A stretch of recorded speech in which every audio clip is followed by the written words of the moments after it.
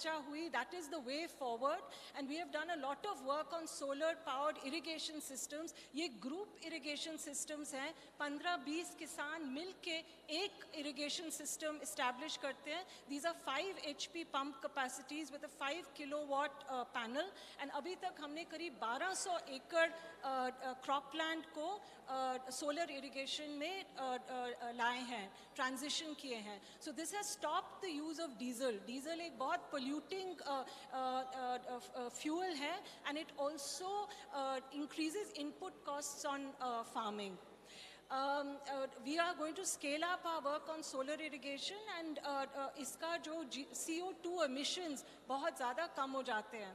Biogas के ऊपर भी हमने काफ़ी काम किया है. अभी तक हमने 175 बायोगैस यूनिट्स लगाए हैं. इसकी स्लरी बहुत यूज़फुल है और लोग इसको बहुत प्रेफर करते हैं खेतों के लिए. Next slide please.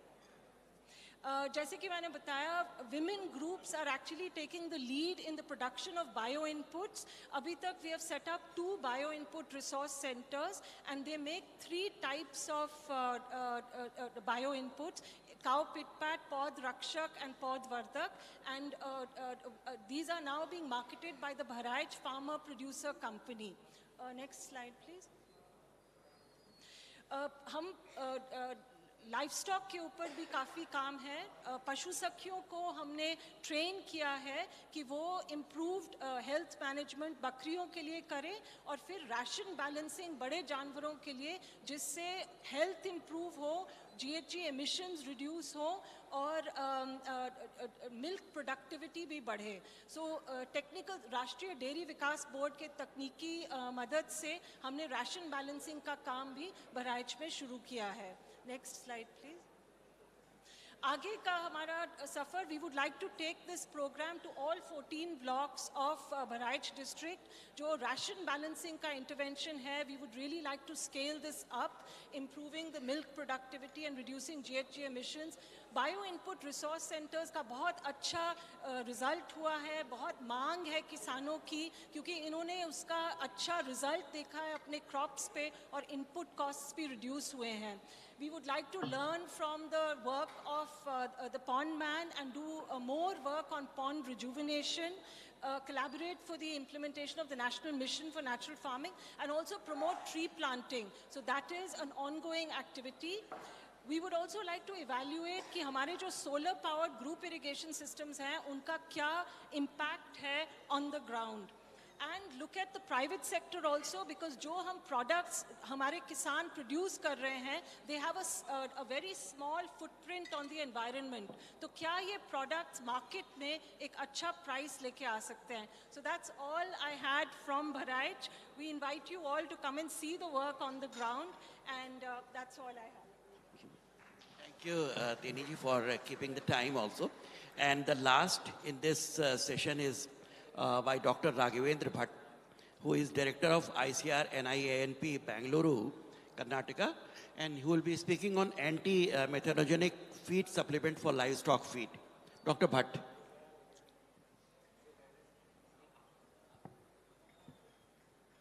Good evening. Can I have the presentation, please?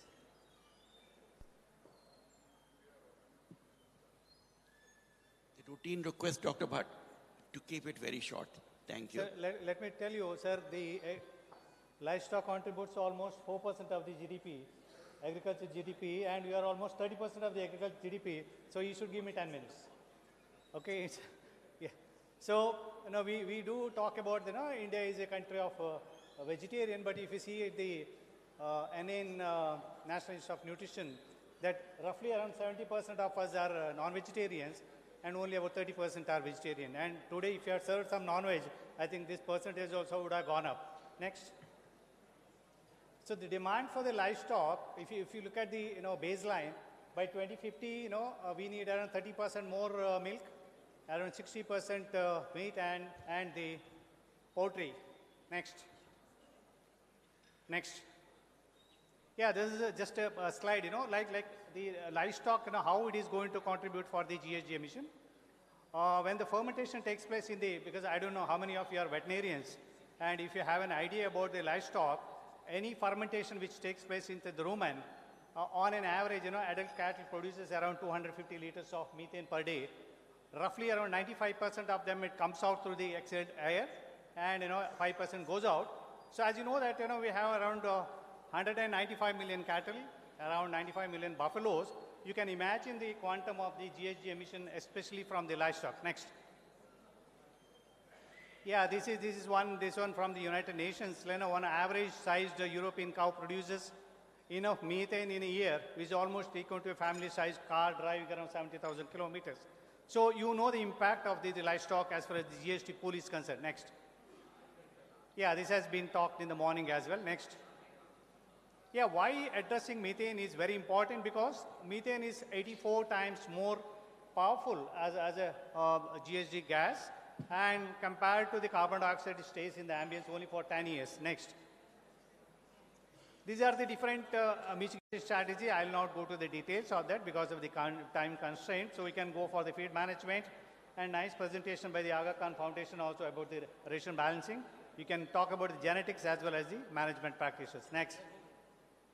In spite of various strategies, ultimately we can reduce the methane to around 25 to 30%, not beyond that. Next. Yeah, these are the feed and management and the nutrition, and you can talk about the feed processing, increase the feeding level, talk about the total mixed ration. We can make different diet formulations. Next. This is what exactly, and the madam was talking about the ration balancing concept. Wonderful that it can reduce the methane without making any additional as far as the input is concerned. Next. We also have developed a software. If somebody is interested, you can download from the website. Next. And Uttar Pradesh is one of the hotspots of the GHG emission. India, we produce around 9 teragram of enteric methane emission, and UP is the topper. Is one of the hotspots of. So there must be some ways and means to see to it that this enteric methane is reduced. One of the ways is if you can improve the productivity of the animals. You can see it very simple. If you want to produce around 100 kg of milk per day, if you have around cows producing around 30 liters, you just need around 3 cows. And if you have an average of 7 liters, you need around 15 cows. So in turn, these 15 cows will produce so much of GHG emission as compared to that of 3 cows. Next. So this is as the productivity goes up, you can see the graph coming down. The methane emission automatically comes down. So productivity enhancement can be important ways to reduce the methane emission. Next. Yeah, we have done a lot of work on the plant secondary metabolites. Next. So, and it for the whole India, pan-India, we have the database, and wherever people want, you can use this database and see to it that the enteric methane is reduced. Next. And based on this, we came out with a product which is called Harit Dhara, which refers to the green earth. Next. And it has been commercialized to 3 firms. Presently, it is available. One of the companies which is producing markets as Eco-Roman Plus. Next. People use even the lipids. As far as the cost is concerned, it's a bit expensive. But if you really think, intensive system of farming, you can think of the lipid addition as well. Next. Yeah, now people are also talking about recently, even Bill Gates is investing in a firm, where in a seaweed, which is one of the Australian firms. Next. Next. Yeah, this is one question I wanted to, because now a lot of people talk about the indigenous cattle, the crossbred cattle, and the buffaloes. Is there any difference between the indigenous cattle and the buffaloes? People are talking about our cattle are producing less methane and the buffaloes are producing more methane. Next slide. So as far as the enteric methane is concerned, absolutely there is no difference. It is the diet. It is the feed. So whatever you want to produce, you can feed it to the animals. Even in exotic cattle also, you can make it indigenous, and the indigenous can be converted to an exotic depending on the diet. So it is the diet which makes all the difference, not the species, whether it is indigenous or cattle or the buffaloes. Next. Yeah, this is next. Yeah, this is what I am trying to tell you. It is the diet. So ultimately, as far as the farmer is concerned, whether you are look at the methane or the milk. Okay, so if the farmers may not be really interested in climate change, methane emission, global warming, and all that. So he is interested how much of more milk I get. So next. So as far as the farmer is concerned, we should come out with farmer-friendly, easy to adopt strategies. Economically, it should be viable, and area or the region-specific amelioration strategy, what is applicable to Uttar Pradesh may not be applicable to Karnataka or in Gujarat, because where the dairying is highly intensive. Next. So thank you so much for the opportunity, and if you want to really go through, you can just visit our website www.ninp.research.in. Thanks for the opportunity. Thank you, Dr. We would like to learn something more on this, very interesting topic. Today, the time constraint actually that restricted us to cut it short. So thank you so much. And the last speaker, I am told, is Mr. Prakash Sharma, who is the founder of Indian River Council. To be very brief, Prakash ji, अगर बहुत संक्षेप में बात कह लें, क्योंकि समय का वाकई में अभाव है. मंच पर आसीन सभी सदस्यगण एवं भाइयों बहनों, मैं नीर फाउंडेशन से प्रकाश शर्मा. हमारा फाउंडेशन जो है विलुप्त हो रही नदियों के संरक्षण का कार्य करता है. आज आप जैसा कि जान रहे होंगे, सारी नदियाँ उत्तर प्रदेश या पूरे भारत में काफ़ी नदियां हैं जो आज अपने विलुप्त होने के कगार पर है. मैं पूरे उत्तर प्रदेश पे बात करूंगा, काफ़ी समय लग जाएगा. मैं आपके उत्तर प्रदेश की राजधानी लखनऊ के बारे में ही बात करना चाहता हूं. यहाँ आप गोमती नदी की स्थिति देख रहे होंगे. आज वो नदी काफ़ी जगहों से विलुप्त हो चुकी है. कभी किसी समय में वहाँ उसकी 27 सहायक नदियाँ हुआ करती थी, जिसमें से 24 नदियाँ आज विलुप्त हो चुकी हैं. तो जो कि काफ़ी चिंतनीय है. इस पर हमें ध्यान देना होगा और इसके लिए हमें आज के युवाओं को, बच्चों को, सभी को प्रेरित करना होगा कि नदियों की सफाई, नदियों का संरक्षण, नदियों का ध्यान रखें और उसके दोनों तरफ वृक्ष को लगाया जाए, जिससे नदियों का संरक्षण भी होगा. इसी के साथ मैं अपने वाणी को विराम देता हूँ. धन्यवाद. नमस्कार.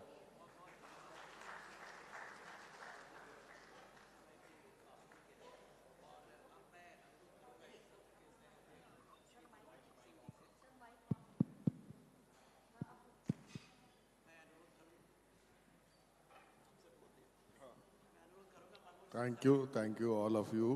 आप सभी लोग आए और काफ़ी बेहतरीन, खास करके एनिमल फीड मॉडिफिकेशन के लिए मैं आपको धन्यवाद दूंगा. मीथेन एक बहुत बड़ा आरोप लगता है भारत पर, और मीथेन ट्रैकिंग के लिए अमेरिका ने एक सैटेलाइट भी बना दिया है. तो इसका कैसे हम लोग उपयोग करें जो आपने एनिमल फीड डेवलप किया है, और कैसे इसका प्रचार प्रसार हो, खास करके उत्तर प्रदेश में इसकी अवेलेबिलिटी बढ़ाई जाए. हिंडन की सफाई के लिए एनजीटी ने भी बहुत सख्त निर्देश दिए हैं, और हिंडन को सफाई करना, हिंडन में एफ्लुएंट ना जाए उसके लिए कार्य करना. हम लोगों ने उसके लिए भी टीम भी बनाया है. तो बहुत अच्छे बेमूल सुझाव आए हैं.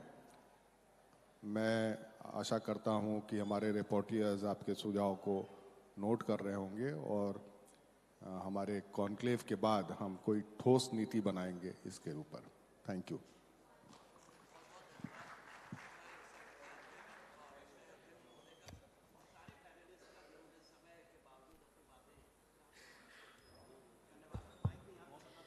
ये सत्र अब संपन्न होता है. सभी वक्ताओं को स्मृति चिन्ह दिया जाएगा. अगला सत्र तुरंत शुरू होगा और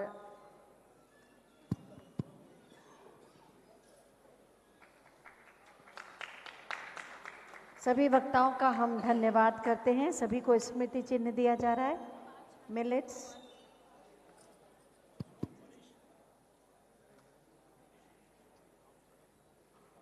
श्री मनोज सिंह जी से हम अनुरोध करेंगे कि वो मंच पर ही रहें, और अगले सत्र के वक्ताओं को हम आमंत्रित कर रहे हैं कि वो मंच पर आ जाएं. इस सत्र की अध्यक्षता करेंगे श्री मनोज सिंह जी, अपर मुख्य सचिव पर्यावरण, वन एवं जलवायु परिवर्तन. मॉडरेटर होंगे doctor Shirish Sinha ji, director climate change CIFF.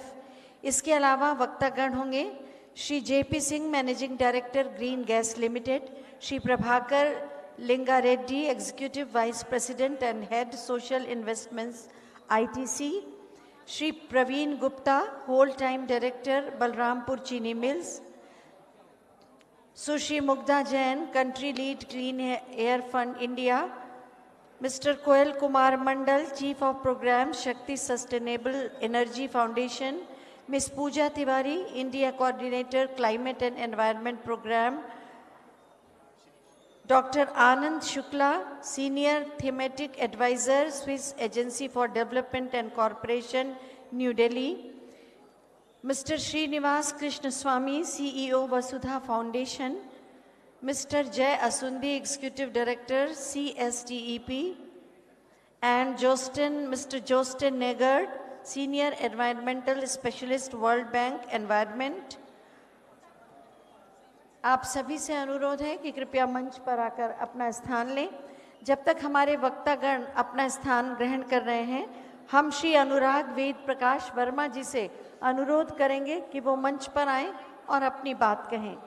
जब तक मंच को व्यवस्थित किया जा रहा है, मंच पर विराजमान हो रहे हैं, इस बीच हम श्री अनुराग वेद प्रकाश वर्मा जी से अनुरोध करेंगे कि संक्षेप में अपनी बात कहें।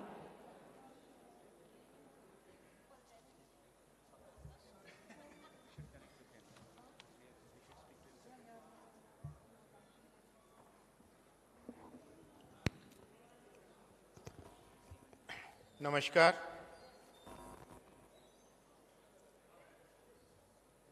मैं एसीएस मनोज सिंह साहब और आशीष साहब का आभार प्रकट करता हूं कि मुझको समय दिया गया आपके सामने अपने आप को व्यक्त करने के लिए।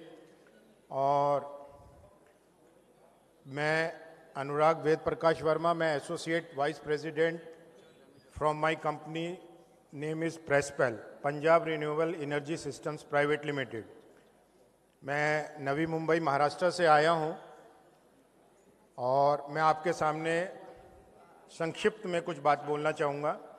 पर्यावरण को सुरक्षित रखने के लिए मैं पूरी कॉन्क्लेव में आज बैठा हूं। मैंने 3-4 घंटे सभी को बहुत अच्छे तरीके से सुना, बड़े अच्छे तरीके से ध्यान से सबकी एक्सपर्ट्स की, हर एक फील्ड में जो जिस फील्ड के अंदर एक्सपर्ट है उसका कार्य क्षेत्र को मैंने समझा और पर्यावरण को किस तरीके से हम सबको सुरक्षित रखना चाहिए वो मैंने ध्यान से सुनी। अब ये सब जीने के लिए हम लोग प्रयासरत हैं कि हमको जीने के लिए अभी पर्यावरण इतना दूषित हो गया है, उसको बचाने के लिए हमको किस तरीके से क्या क्या कार्य हमारे एक्सपर्ट्स कर रहे हैं, समाज कर रहा है, देश कर रहा है। अब मरने के बाद भी हमको कुछ ना कुछ अच्छा इस पृथ्वी को देके जाना चाहिए।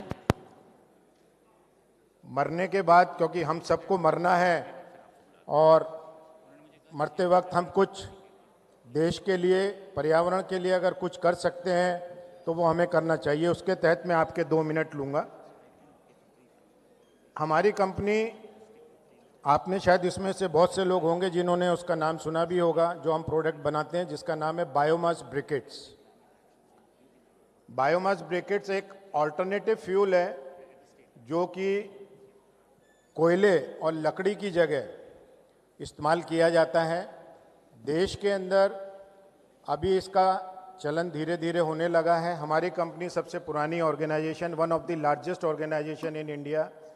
Our chairman is Lieutenant Colonel retired Shri Monish Ahuja ji, who is the co-founder of this organization. And biomass briquettes जो है लकड़ियों की जगह इस्तेमाल किया जाता है, जहाँ पे अभी आप दाह संस्कार करते हैं। हम सब हिंदू संस्कृति के पार्ट हैं, सनातन धर्म के हम लोग हैं। हम लोग शमशान घाटों में लकड़ियों को इस्तेमाल करते हैं जलाने के लिए, जिसके लिए एक आदमी मरते समय 2 पेड़ों को काट के जाता है। अगर हम सभी लोग, क्योंकि मरना हमको भी है, अगर हम लोग मरते समय भी 2 पेड़ों को बचा के जाएंगे तो हम इस पृथ्वी के ऊपर कुछ अच्छा उद्धार करके जाएंगे। तो इसी के तहत मैं ये आपको दिखाना चाहता हूँ जो हमारी कंपनी बनाती है, जिसको बायोमास ब्रिकेट्स कहते हैं। और ये 9 इंचेस का होता है, 90 mm डाया का होता है। ये हम किसानों से, जो किसान, पराली की जो सबसे बड़ी समस्या है देश के अंदर, वो किसानों से हम पराली खरीदते हैं। किसान हमारे प्लांट में आके बहुत अच्छे तरीके से इसको बेच के जाते हैं, उसका उचित मूल्य मिलता है, उसको एडिशनल सोर्स ऑफ इनकम मिलती है। और हम अपने प्लांट में प्रोसेस करके, कंप्रेस्ड करके इसको बायोमास ब्रिकेट्स बनाते हैं और दाह संस्कार में इसको हम इस्तेमाल करते हैं। मैं माननीय मंत्री साहब से, अरुण कुमार सक्सेना साहब से, मनोज सिंह सर से, एसीएस साहब से मैं मिला हूँ। काफ़ी अच्छा सहयोग मिला है मुझे इसके ऊपर, और मैं चाहता हूं कि उत्तर प्रदेश सरकार और लखनऊ के सभी वासी इसको समझें और आने वाले समय में इसका सदुपयोग हो शमशान घाटों के अंदर और इसका इस्तेमाल हो, जिससे कि हम पर्यावरण को सुरक्षित रख सकें और मरते समय भी जाते जाते हम 2 पेड़ों को बचा सकें। इसी शब्दों के साथ मैं आपको ये अपना संदेश देना चाहता हूं कि हमको समाज में परिवर्तन करना चाहिए। अगर हम परिवर्तन करेंगे तो कुछ ना कुछ आगे विकास का दर होगा, परिवर्तन ही विकास की दर है। धन्यवाद।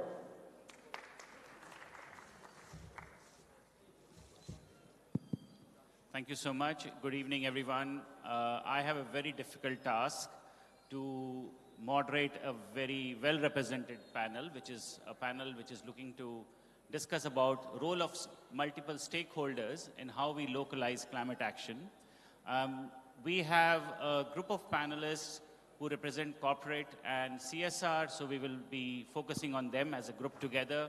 We have civil society organizations who are playing a critical role in the sector. And then we have financial funders, I would say, the group of funders, which is bilateral agencies, multilateral bank, as well as the philanthropic donors. So one of the things that we heard yesterday was a couple of lessons that came, that localizing climate action is going to be critical. And second, that we also need to make the language of that climate action to be the language which is well understood and easy for those who are going to implement. Now this needs, which we see from this panel, cooperation and coordination with the different stakeholders. We know that the government is willing to take action. Government is actually putting resources behind it to bring the solutions on ground to happen. And therefore that makes life much more critical and important for all the other critical stakeholders that we have. We need CSOs and think tanks to provide the right set of policy research and analysis which will allow the government to take those decisions. We need innovation from business and industry to drive those solutions and scalable models. And obviously then we need the role of funding agencies who can come with a different set of actions to happen. So that's the panel we have today, and we hope to have an engaging conversation. My apologies to them already. I've spoken to them.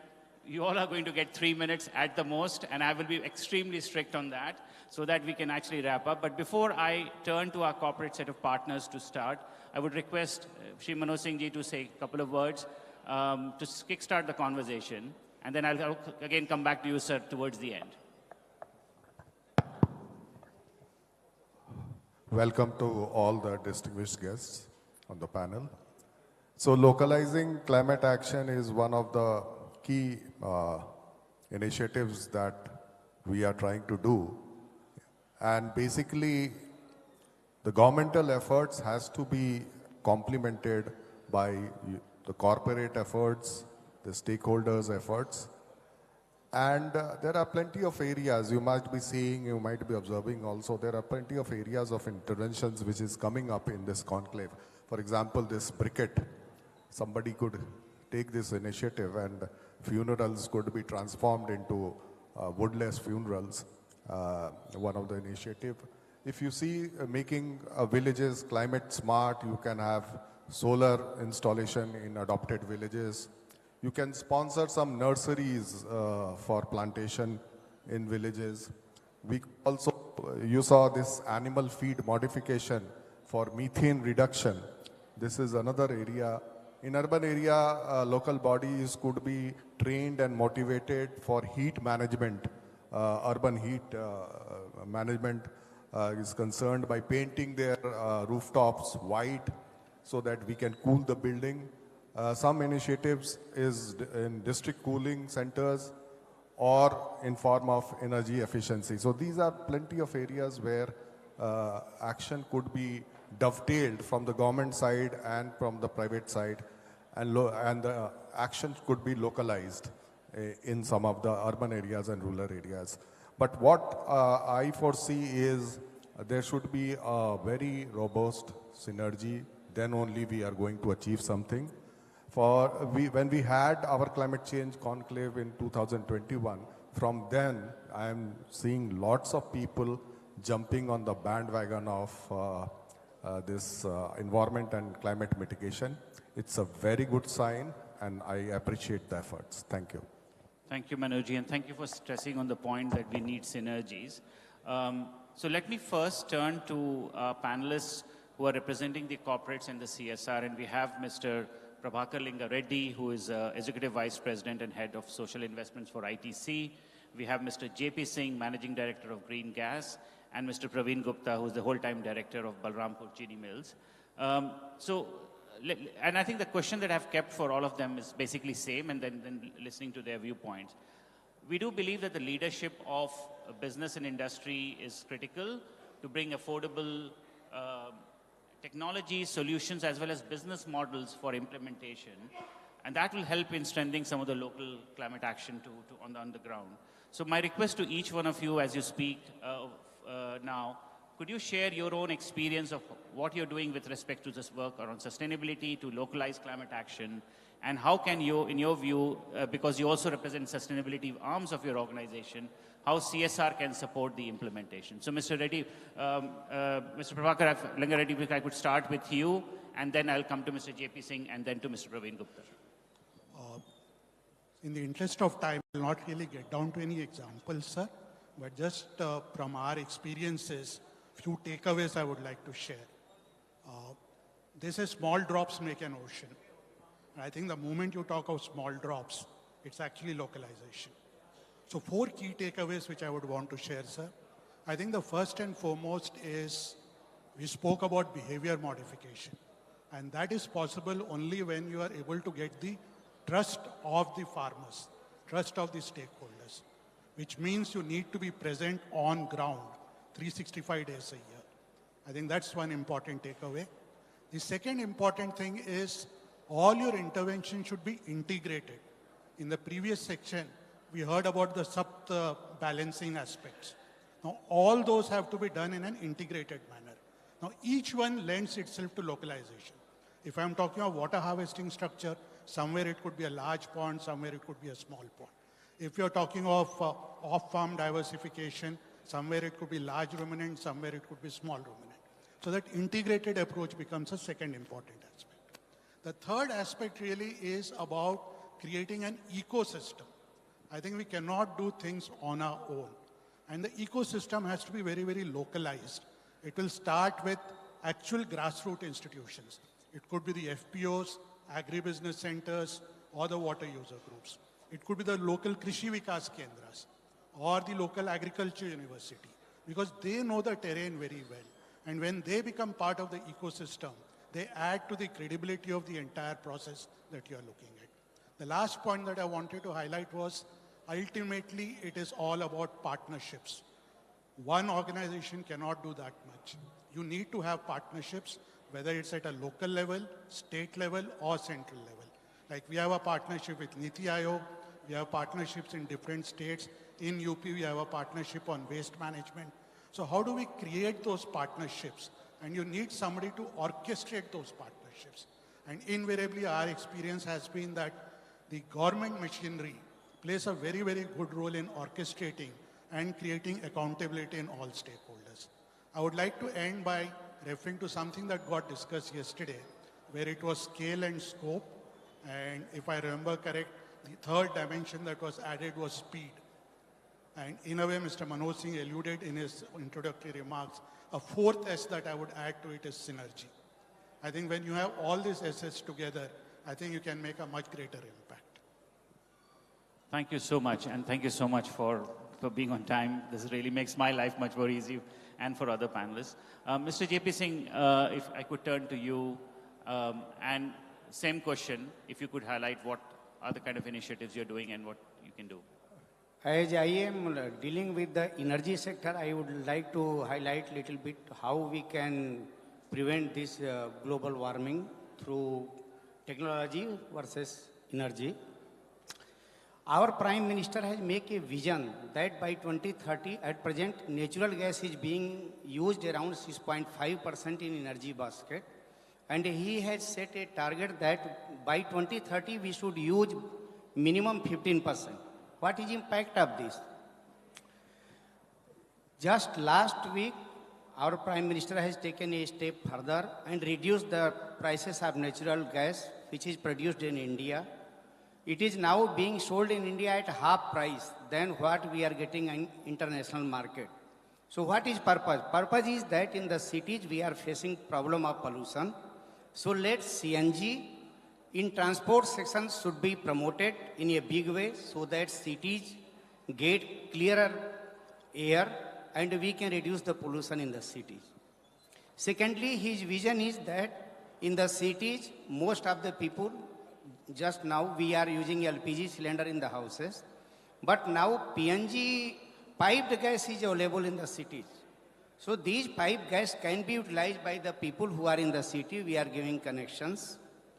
And the LPG which is available in the cities, that can be diverted to the villages so that the villagers who are using other fossil fuels, we produce more pollution that can be prevented. Thirdly, in CNG, prices are now competitive, it is less, mileage is more. So, government initiative is to use more cleaner fuel. We are hearing that electric vehicles are coming in big way, but we are having a big population, and in a go, electric vehicle cannot be replaced by diesel, petrol and CNG vehicles. So it is a transition fuel and we have to promote CNG, and I will request government of UP also that in the purchase of transport buses etc., they should have mix of CNG and electric vehicle both, so that there should be a smooth transition from present liquid fuels to the electrical. How we are suffering with the global warming? Basically, now it has become lifestyle that we have to use the electricity. From where electricity is coming? It is coming from the thermal plants where we are burning the coal. And burning the coal is producing maximum CO2 emission. So slowly and slowly we have to reduce the burning of coal and we have to go for renewable sources of energy. As an individual, we can plant solar panels at our houses. This should, already it is being given subsidy by the government. It should be used by all individuals so that as much renewable energy we can use, this is going to help us in preventing the climatic condition and zero emission of the carbon. Thirdly, I would like to say as a corporate, we are a responsible corporate, certain percentage of our profits goes for CSR. So let every corporate, we should contribute to the forestation. We should liberally contribute money and to forest department. In association with forest department, we are already having plantation scheme in Ayodhya and Lucknow, and we will continue to contribute for the plantation of more trees. We must understand that without air, we can live only for a few minutes. Without water, we can live for a few hours. And without food, we can live for a few days. So air is very important. So ultimately, we have to safeguard the air so that we at present and our future generations can live happily. Thank you very much. Thank you so much, Singh sir. Thank you so much.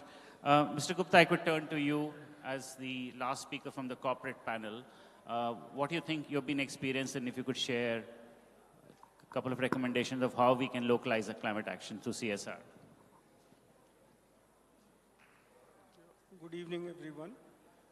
I am Praveen Gupta, full-time director of Balrampur Chini Mills. Basically, Sir, can I just request people in the audience, if you could please, now I can hear a lot of noise. It's very difficult and big panels, so very difficult to hear. So please request everyone to listen to what the panelists are actually speaking. Thank you. Basically, our industry works on sustainability model. Apart from sugarcane, we get bagasse, we get molasses, and we get press mud. Now, all these three byproducts are put into proper use. Like from press mud, we can make CBG, and we are already venturing into that. Then secondly, from molasses, we make ethanol. You all have heard about ethanol. And third is the bagasse. So we burn this bagasse in our boilers. And bagasse has many other uses in future. So this is as far as sugar industry is concerned, and we are one of the largest producer of ethanol in the country. We have 1050 kiloliter per day of production, and all our distilleries are equipped with incineration boilers. We basically work on the concept of waste to wealth. So even the spent wash which gets generated is used as a fuel in our boilers. We have incineration boilers installed. Then we have granulation plants. We even don't allow the ash to be thrown away. We make granules which contain high potash, and they're very useful for the farmers. Then thirdly, we capture the CO2, and that also is marketable. So in the sense, what we are trying to say that we work on the concept, we really don't want to waste anything. The only problem which we face is that sugarcane is basically contains about 70% water.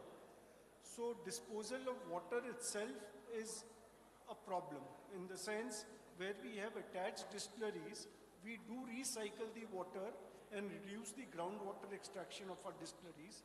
And in fact, which was 7 KL per KL has come down to about 3.5 KL per KL with the efforts. So what I'm trying to say, the problem is, especially in the months of December and January when winters, the farmers are also not ready to take the water for irrigation purposes. So we have limited storage capacity. So even disposal of water becomes a problem for us. This is slightly paradoxical to what this seminar is on, and we are always thinking of what to do with this surface water. So I think I'll not take much of your time. I've been given 3 minutes. Thank you so much. Okay, all the best. Thank you so much, sir. Thank you for the time, and this works. Okay, great. Sorry. All right, hopefully this stops now. Okay, thank you so much. And I think it was very good to hear the 3 different perspectives from the corporate sector panels of what you are currently doing and how you're dealing with issues of sustainability and how we can further take the actions with respect to the climate actions when we localize. I want to turn towards both Jay and Srinivas from the civil society organization. There is a lot of belief that the science around climate change is very complicated. The understanding of scenarios, understanding of pathways is difficult. What is the role that the civil society organizations and think tanks like yours that are very actively working can play and help in demystifying the knowledge around climate change, and also in terms of making policy research and solutions and the pathways that are required for government to take decisions for implementation more easily available and localized to the context? There are challenges, we know that's there. But Jay, first to you and then to Srini, if you could kind of highlight as what C-STEP Jay is doing and how you think can be done further and how you can support. And then Srinivas, same for you from Vasudha's point of view. Thank you, Shirish, for the questions. First of all, let me thank the organizers, ECS Manoj Singh ji as well as Tiwari ji for inviting us to speak about this. At the Center for Study of Science, Technology and Policy, our role is to straddle the divide between academia and government and civil society and practice in general. Academics have a very clear role to play in terms of producing scientific research. We are more interested in how this research can be translated into action on the ground. So we just heard something talking about the 4 S's. I would like to introduce something called the 3 R's. And the 3 R's everyone likes to hear is reduce, recycle, and reuse. Now the other R's that I would like to add is, one is the R called rigor. What we want to do is whenever a solution is proposed, we want to make sure that the solution does not have unintended consequences.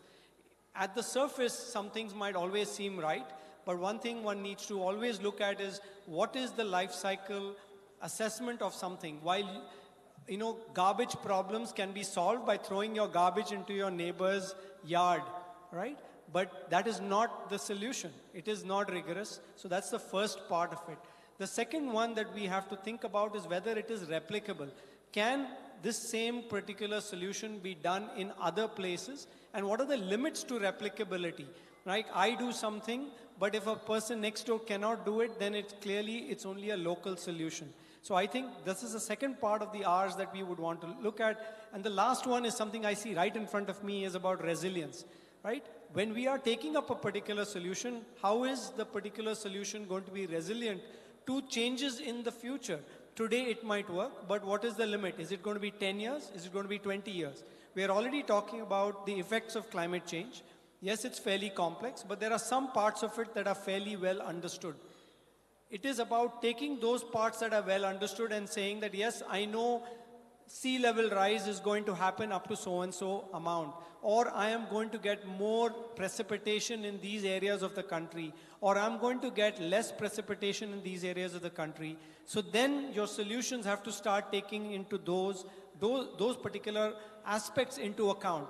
Is it certain that the precipitation will increase? No, there is uncertainty. But how do you deal with that uncertainty is what resilience is all about. So those are the 3 R's I would like to say is what think tanks like to do and would want to do and should be doing in this particular area. So thank you again. Jay, thank you so much for laying out those 3 points and really agree with you on all 3 of them as the one direction that needs to happen. Sir, इसको खत्म कर लीजिए, उसके बाद आशीष जी आपसे बात कर लेंगे, please. जी.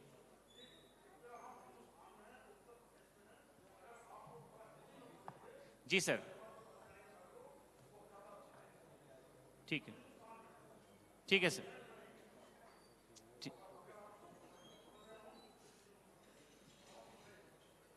ठीक है सर, बिल्कुल सही बात. Okay, so I think I'll request panel, agar aap please if you can say also in Hindi as you speak, please do that. Okay, Srinivas, over to you. Yeah, thank you, Shirish, and very good evening, everybody. मैं 2 मुद्दे पर बात करना चाहता हूँ, जो हम UP में department of environment, forest and climate change के साथ जुड़ाव में. So वो 2 एरियाज जहाँ हमारा एंगेजमेंट है, एक है is to develop the climate smart panchayat plans for 39 panchayats. Now, UP is perhaps one of the first few states that have actually got those ambitious plans to make all its 58,000 gram panchayats climate smart and climate resilient.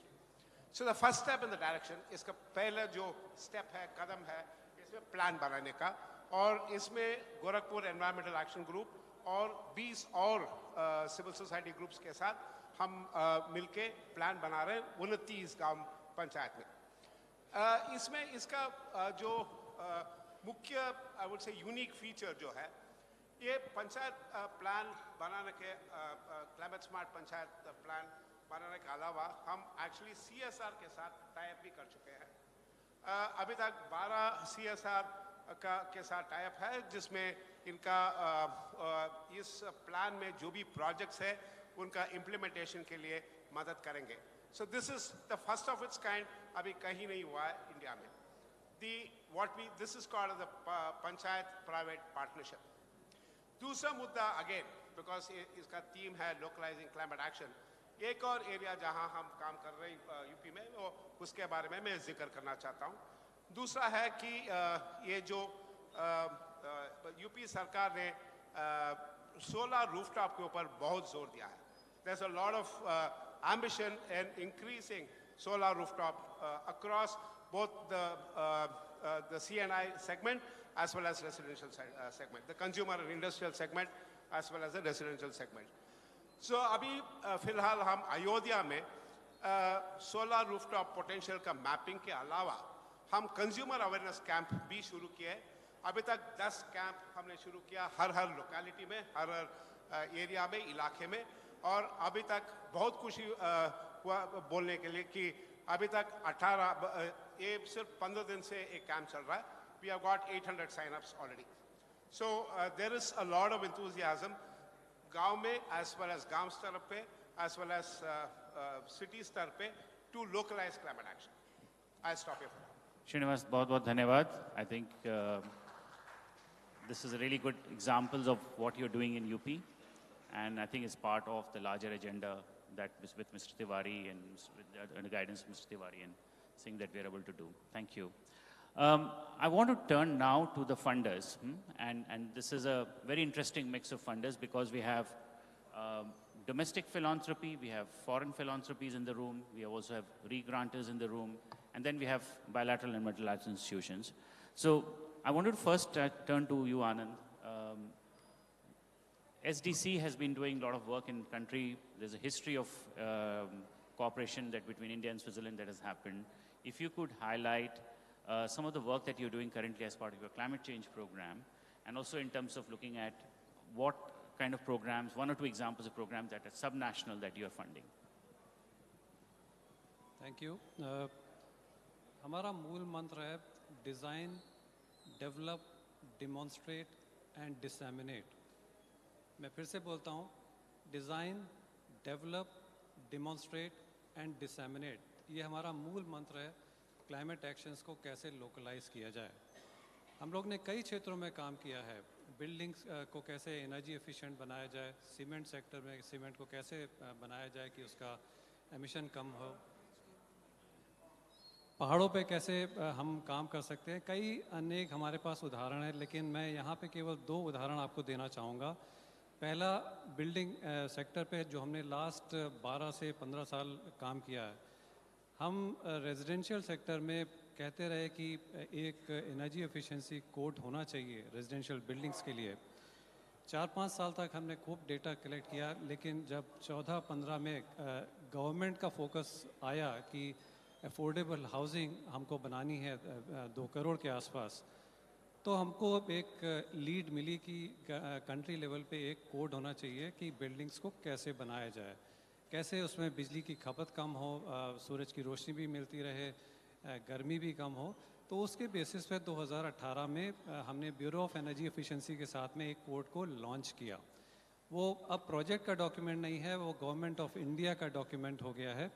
और 2019 के बाद लगातार निरंतर उस पर काम होता रहा. लेकिन लास्ट ईयर पार्लियामेंट सेशन में एनर्जी कंजर्वेशन एक्ट के अंदर रेजिडेंशियल बिल्डिंग जो पहले नहीं थी उसको इंक्लूड किया गया. तो हमारे लिए एक बिगेस्ट अचीवमेंट है कि जो एक फंडर है जिसने एक काम को सपोर्ट किया, एक नेशनल लेवल पे उस पर इम्पैक्ट आया. मैं एक और एग्जांपल आपको देना चाहूँगा. सीमेंट सेक्टर जो बहुत ही ज़्यादा ईंधन की खपत में करता है, उसमें सबसे बड़ी चुनौती जो है कि उसका जो कार्बन एमिशंस है उसको कैसे रिड्यूस किया जाए.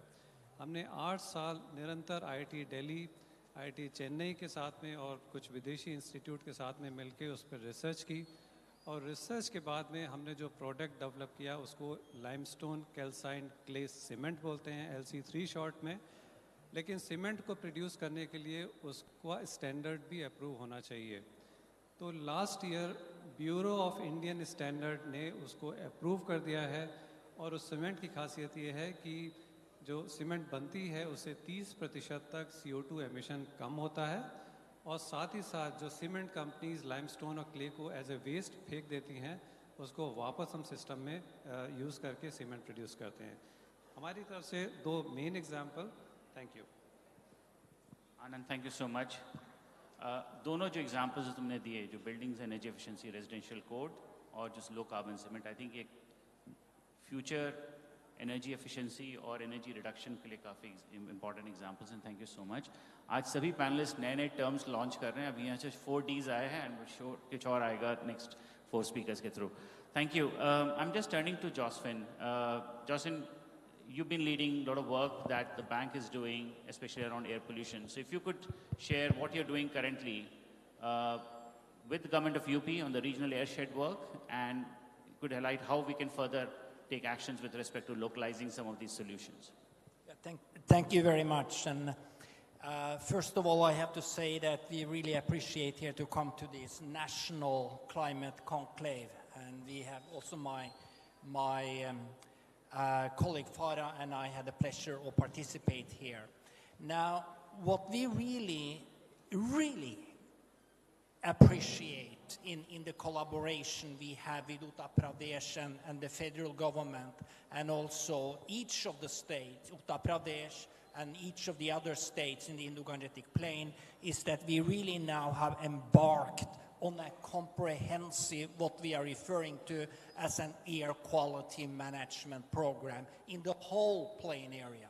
And this is not a small undertaking. This is probably the largest air quality management undertaking that ever have taken place in the world. So very much appreciate here the Indian partners that have stepped up for this.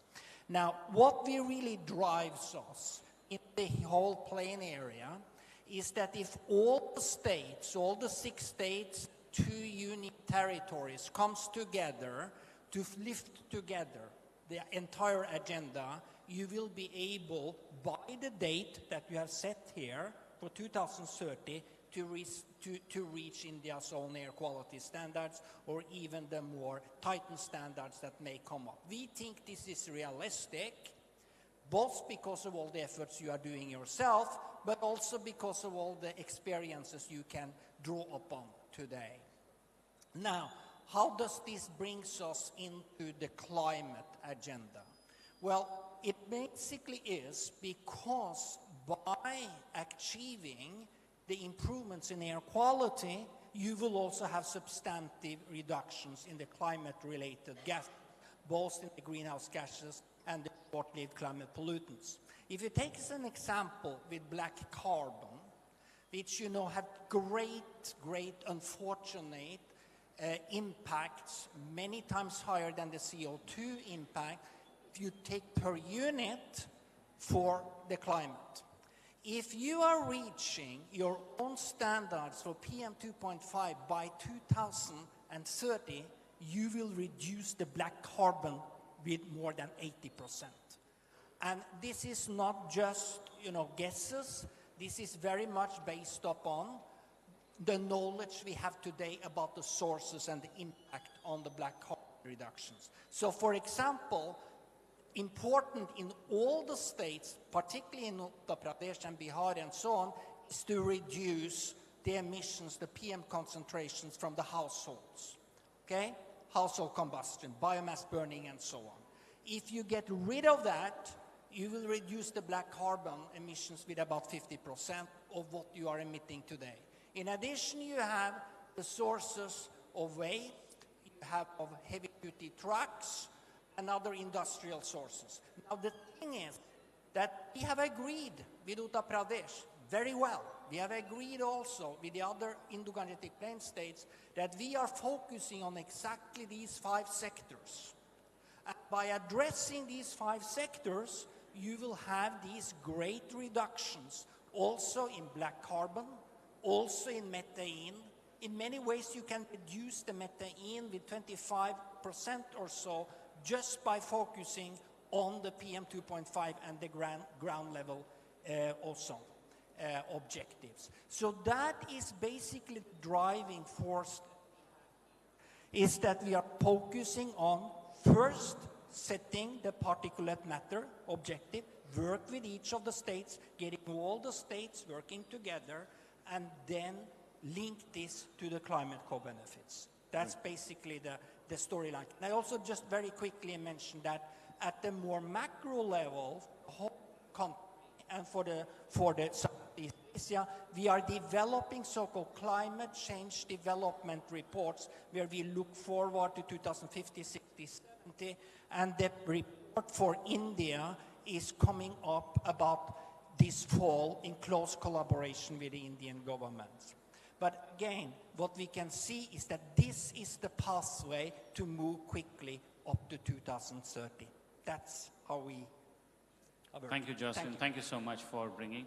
And I think the point, and just to say that in Hindi, I think the regional cooperation जो चाहिए, खास करके air quality management के लिए between states, that's going to be so critical. And I'm so glad that you're taking lead and working with the government. I want to turn to the network group of philanthropies on the stage now. Philanthropy institutions and philanthropic initiatives have a different way of funding and can fund different set of work which other bilateral and multilateral funding can cover or cannot cover. Philanthropy comes in. So my question to all 4 of you on the panel, and I will start with Santanu as a domestic philanthropy. What role can philanthropies play in enhancing subnational climate action? And if you could give 1 or 2 examples of the kind of work that you're doing. So Shantanu, first to you, and then I'll come to Pooja, Mugdha, and then finally with Koel. Hello. Yeah, thank you. Few examples of what we actually do. We work on definitely creating mini forest, rejuvenating water for bodies. But what we kind of look as a vision to how to create an ecosystem. And it's not only just to increase the water capacity, not only just to increase the green cover, but other benefits, the other ecosystem benefits, how communities, how environment, how local people can get from those actions. So those things are very useful things. And for that reason, so things, it's important to invest for probably a longer term, a 3 to 5 year investment, project investment are required. It's not a one-off things or a very short time, because if you want to create that kind of a infrastructure or ecosystem for the environment, it needs time and investment, and there is definitely no shortcut. We have learned it while working on that. And definitely, for that, other important thing is definitely partnership with government, civil society, community. That's very important for the sustainability of the future projects. Another project I'll definitely mention, we recently did, this is not in the context of UP, one of our coastal project, where we are kind of retrieving ghost nets or abundant fishing gear. So we have kind of a herd of many plastics and other debris being removed from water bodies. So ocean also, there are a lot of huge quantity of them. We recently, last 2 years efforts, we recovered around 75,000 kgs of ghost nets from which are threat to marine megafauna. And on the basis of that, we recently signed a MOU with Tamil Nadu Forest Department to have a focus action in Gulf of Munnar Marine National Park to retrieve ghost nets and other marine debris from that area. So from local project things, such investment are very much focused investment are required for 3 to 5 year project. That will be a key things. We need to have not a small in everywhere, but have a focused local action, a long-term vision, and that will be key to success and more committed and impactful effort. That's all from my side. Thank you so much, Santanu. I think 2 points, which Prabhakar also had said earlier, partnerships with multiple parts at the grassroots and long-term sustainability, right? It's not one, and I think that's where the difference comes with the CSR projects. If you can invest for longer, that which gives you the returns. Thank you so much for bringing that point.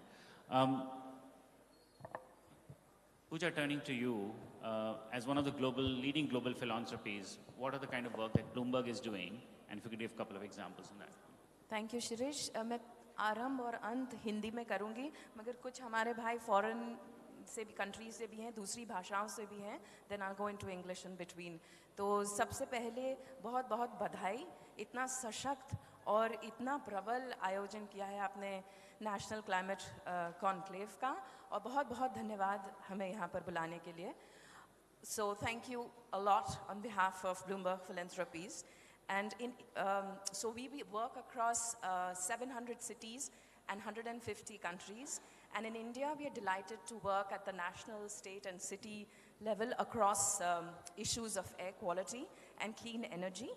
But the one area that I would really like to highlight today is finance mobilization.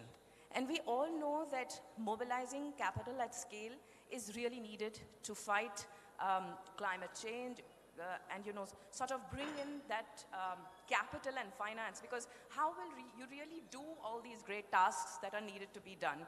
And Bloomberg Philanthropies, because of this, is sort of experimenting in this area, because philanthropies have that catalytic advantage. They can take those risks, try new approaches. So a quick example is the launch of a climate innovation development fund in partnership with Goldman Sachs that we did last year and managed by Asian Development Bank. And it's a $25 million fund. And as part of this, in fact, yesterday, Asian Development Bank and Tata Power Delhi Distribution Limited signed a financing agreement of 1.5 billion INR to enhance Delhi's power distribution through grid enhancements, and a 2 million grant to support the purchase and integration of a pilot battery energy storage system. So this is a first of its kind there. Then in India, the funds investment will mobilize approximately 14 times its investment capital to support the purchase of 255 electric buses. And it will also support the construction of battery charging system and also solar and battery storage at bus stops. So these are some of the examples on this side. We also support CPI's Global Innovation Lab for Climate Finance. So it identifies, develops, launches innovative finance instruments that can drive billions in private investment to action on climate change and sustainable development.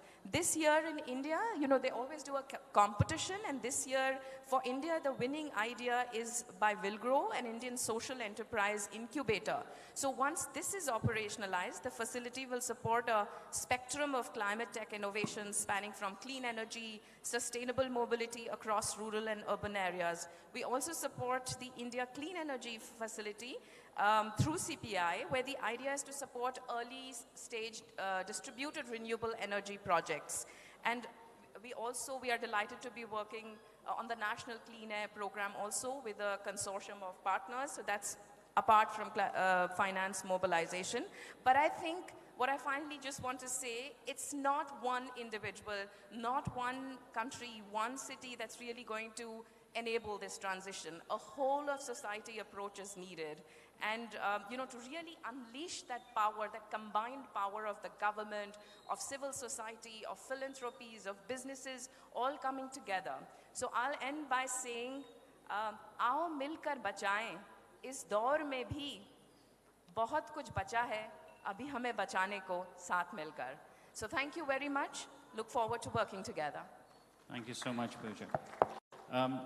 Mukta, if I turn to you as a Clean Air Fund and in India, if you could just share what you're doing and some of the examples from the work. Thank you Shirish, thank you, बहुत बहुत धन्यवाद सभी का यहाँ हमें आमंत्रित करने के लिए. यहाँ सारे ही प्रतिनिधि मौजूद हैं इस व्यवस्था के, तो मैं एक दो पॉइंट्स रिआइटरेट करूँगी जो सभी ने बोला है अबाउट पार्टनरशिप्स एंड कोलैबोरेशन. हमारा उद्देश्य है कि हर कोई खुली स्वच्छ वायु में सांस ले सके, क्लीन एयर फंड. क्योंकि कई बार जलवायु परिवर्तन, क्लाइमेट चेंज हम इतना रिलेट नहीं कर पाते हैं, लेकिन वायु प्रदूषण क्योंकि हमारी डे टू डे लाइफ को अफेक्ट करता है, हेल्थ को अफेक्ट करता है, it can feature in day to day decision making of policy makers as well. So the idea is to accelerate the movement towards clean air. And how are we doing it practically? How are we localizing it at a airshed level and at a local level? Is by playing a catalytic role. लोकोपकार की भूमिका है एक उत्प्रेरक, एक catalyze action locally. So there are so many actors in this ecosystem.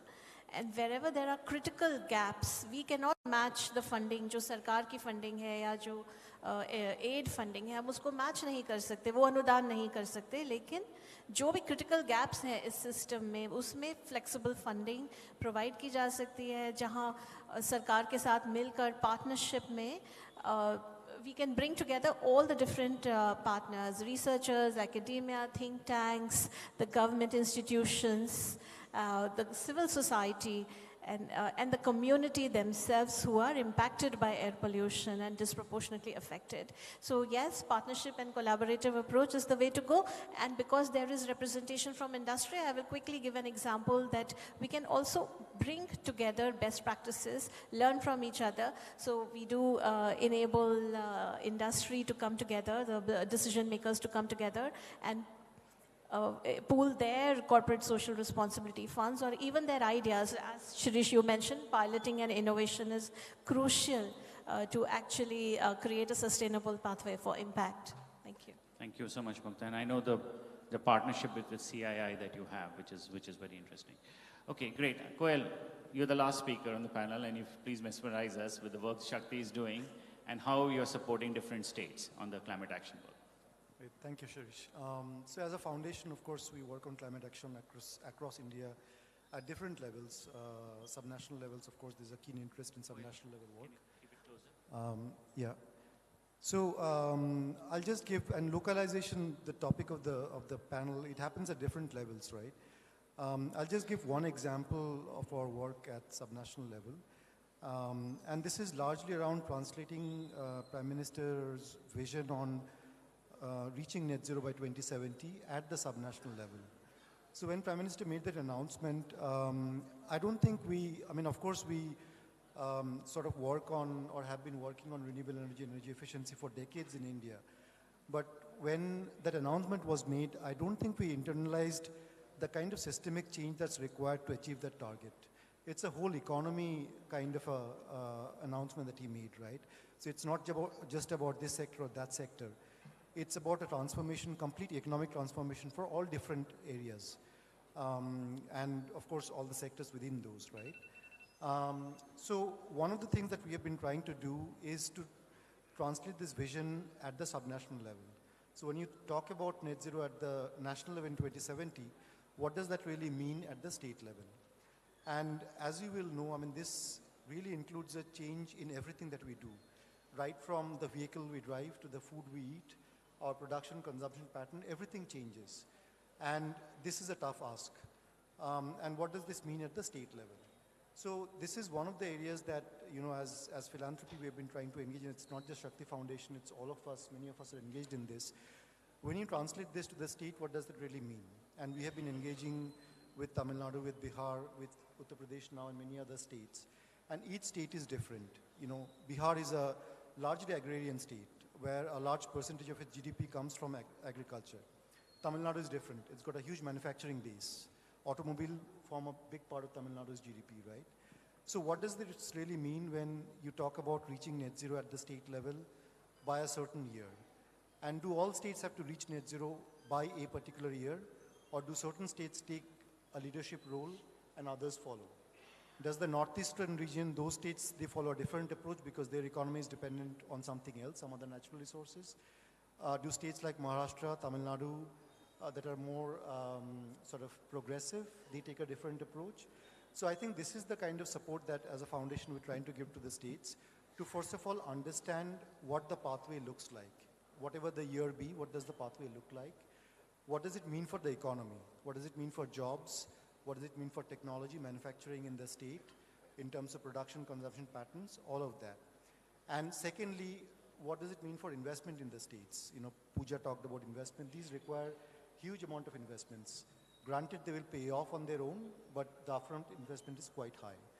And lastly, in terms of partnership and collaboration, what can we really bring to the table in terms of partnerships?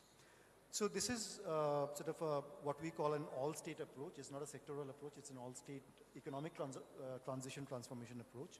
And that's the only example I really wanted to give. And I'm really happy that we are all here together in Uttar Pradesh discussing these very topics. And glad to be part of this panel. Thank you.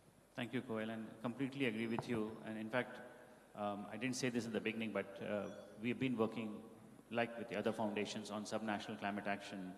And the approach that we took was that there are certain states which will have to create that space for other developing states to grow, right? If UP will have a very different model, Maharashtra, or the other state that we're working has, we have to follow a different model. Thank you so much. I know obviously we've been running short of time, but I think we've managed to pull a lot of things together. Manojji, I think you heard a group of speakers representing different viewpoints. I just wanted to turn to you before we wrap up. What you heard, any other suggestions and recommendations you have, because this is the critical stakeholders which will continue to work with you in taking the action forward.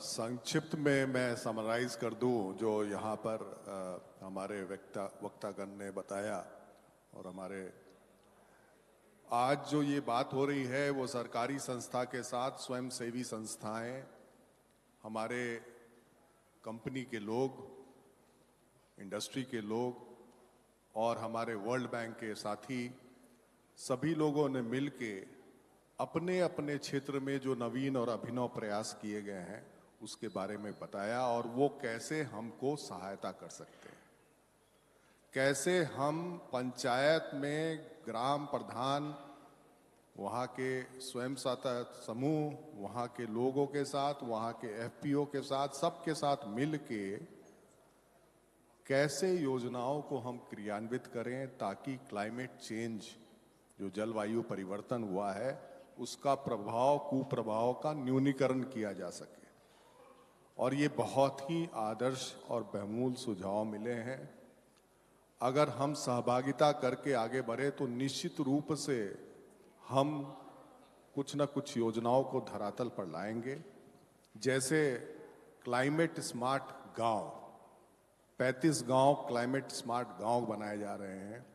उसी तरह हम प्रयास कर सकते हैं कि world bank की जो वायु प्रदूषण की योजना है उसके न्यूनीकरण में हम कैसे गांवों में जो चूल्हे हैं उसको हम परिवर्तित करके या तो गैस उज्ज्वला योजना में उसको लाभान्वित करें या फिर उस चूल्हे को हम अच्छा करके उसके गैस को कम करें, धुएं को कम करें, सोलर कुकिंग स्टोव्स दें। ये सब प्रयास हो रहा है। और साथ ही साथ ये भी आई कि गैस जो है हमको डीजल गाड़ी या पेट्रोल गाड़ी को हटा के गैस से चलित गाड़ी लाना चाहिए, क्योंकि ये सरल और आसान तरीका है कि हम कार्बन उत्सर्जन को कम कर सकें बहुत कम दिनों में। और जो ये प्रयास है कि 15% तक ले जाएंगे, ये बहुत ही अच्छा प्रयास है। तो इन सब बातों का आज बहुत अच्छा से विचार विमर्श हुआ है।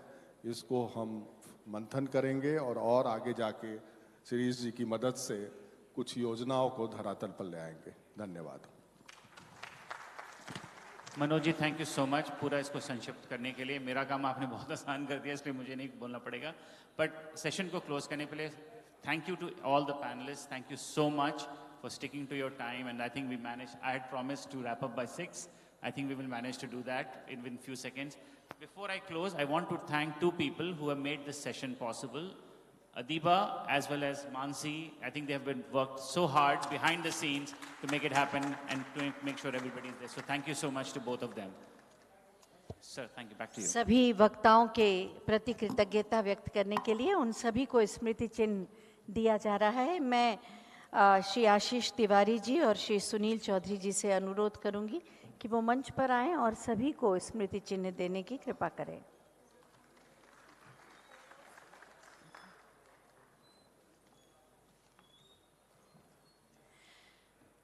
हमारा ये कॉन्क्लेव धीरे धीरे अपने अंतिम चरण की ओर बढ़ रहा है।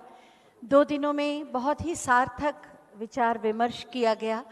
लोगों के सुझाव, अनुभव हमने सुने और ये सभी विचार, अनुभव और सुझावों से एक रणनीति बनाने में और कार्य योजना बनाने में जो उद्देश्य है इस कॉन्क्लेव का, उस दिशा में हम आगे बढ़ पाएंगे, ऐसा हमारा विश्वास है।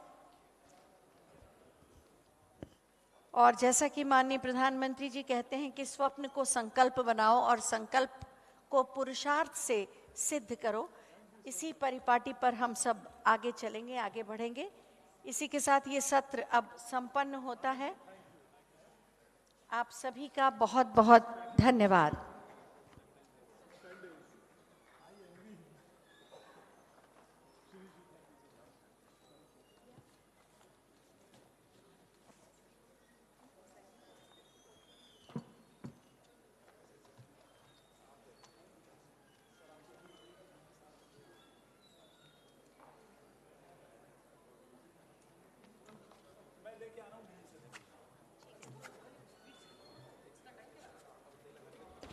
बस हमारा अंतिम सत्र प्रारंभ होगा और इस सत्र में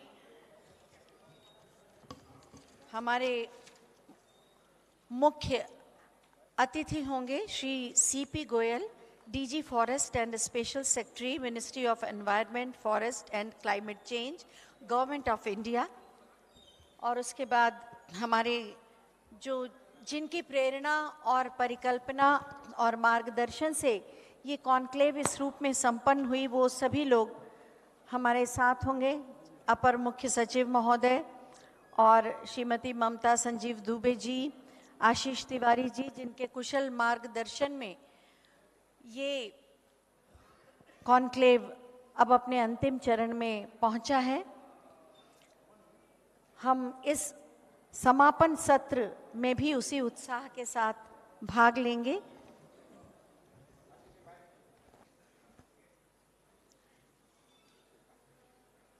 श्री मनोज सिंह जी से हम अनुरोध करेंगे कि वो अपना स्थान ग्रहण करें।